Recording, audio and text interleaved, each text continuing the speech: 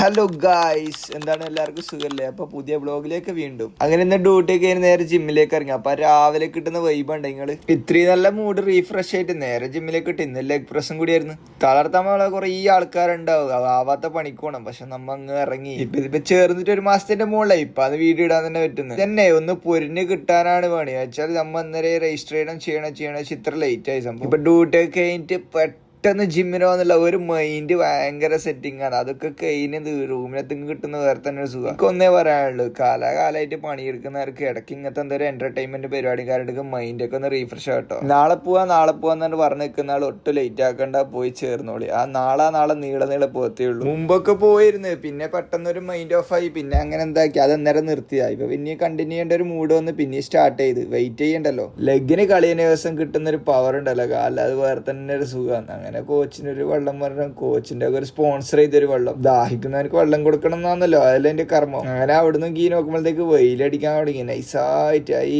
ഏതാ മൂഡ്.